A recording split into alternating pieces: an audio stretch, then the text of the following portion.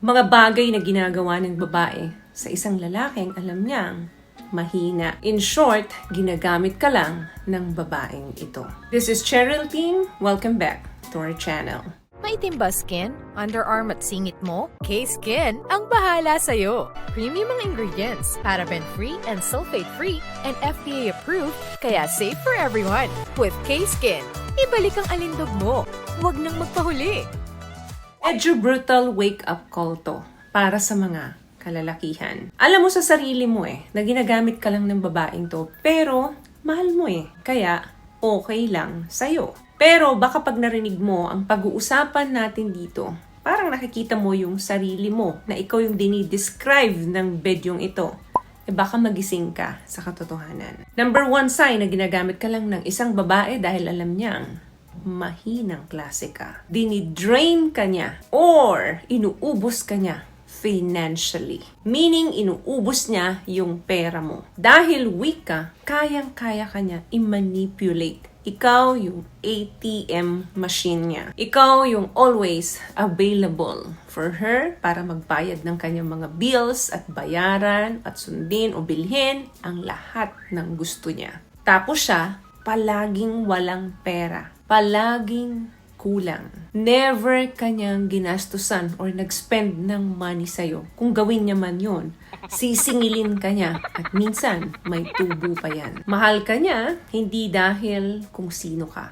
But, mahal ka niya dahil alam niya sa sarili niya kung ano yung kaya mong i-provide para sa kanya. Lahat ng I miss you niya sa'yo is a coded invoice. Mararamdaman mo yan dahil once na bigla siyang naging malambing sa'yo, once na palagi siyang nagme-miss you, alam mong may susunod na kapalit.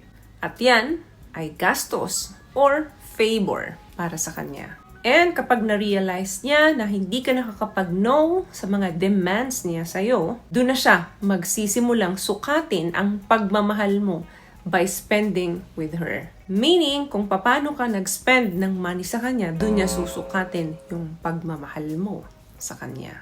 And not by how much you sacrifice for her.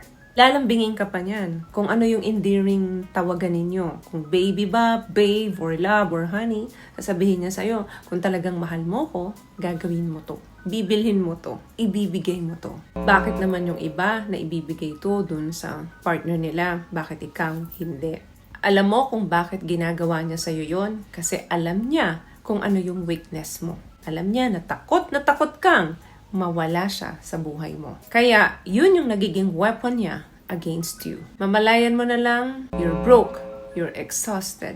Brother, ang real love, hindi na measure yan by your wallet. Mini-measure yan ng respeto. Ang isang babaeng totoong binabalyo ka, minamahal ka, hindi ka niya uubusin para lang i-prove sa kanya na kung gaano mo siya kamahal. But instead, tutulungan ka niya mag-improve at hindi abusuhin yung generosity mo. Wala namang masama na spoil ninyo yung mga babaeng mahal ninyo. Ang hindi lang maganda doon is yung inaabuso, yung pagiging generous ninyo to the point na ubos or sagad na kayo. What I love about this product, itong No More Dark Secret ng K-Skin, bukod sa may advanced whitening na siya na kung saan pwede niyang matulungan na pumuti yung mga singit-singit mo, moisturizing, meron siyang anti-irritation, antibacterial, maintain healthy pH level. Hindi lang pambabae, meron din po tayong pang-lalaki. Pangalawa, kino-control na yung guys sa pamamagitan ng SEX.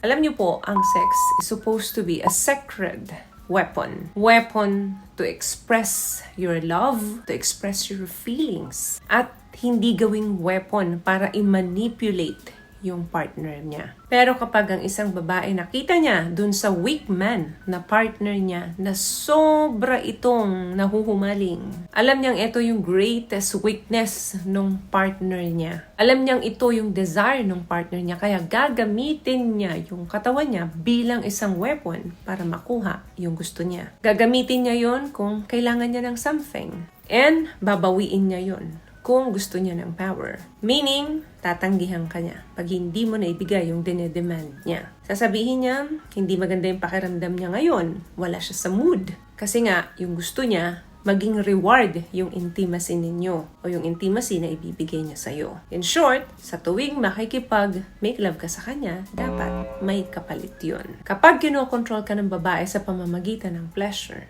that means she owns power. Yan yung power niya sa'yo. Hindi niya ibinibigay yung sarili niya dahil sa pagmamahal or dahil sa affection. At sa tuwing pumapayag ka sa ganong setup, meaning tinuturuan mo siya na maging dominante sa inyong relasyon. Kayang-kaya kanyang kontrolin. Kung ganito yung ginagawa mo, nako, hindi dahil sa mahal mo siya, but because kulang ang self-control mo. Kung kayang-kayang kunin ka ng isang babae or makuha niya yung purpose niya sa'yo by touching you, by making you pleasure, that means she doesn't respect you.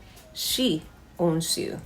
Bilang isang lalaki or tunay na lalaki, dapat minamaster mo yung urge mo. Hindi mo dapat ina-allow yung desire mo to destroy your destiny. Dapat yung strength mo wala sa flesh. But, nandun sa spirit mo, kapag ganyang lalaki ka, walang sino mang babae ang kaya kang i-manipulate pagdating sa temptation or pleasure. No woman can cage you. Meron bang nakakaranas ng ganitong sitwasyon ngayon? Kindly comment down below. So, may nakuha ka bang tips sa mga napag-usapan natin ngayon? At kung nagustuhan mong ating video, please give it a thumbs up, comment down below, and also share this video na rin po sa mga kaibigan sa tingin nyo matutulungan ng video natin. Once again, palagi po kayong mag-iingat at palagi po kayong manalangin. Thank you guys for watching and see you in our next one. Always love yourself and be a blessing. Bye!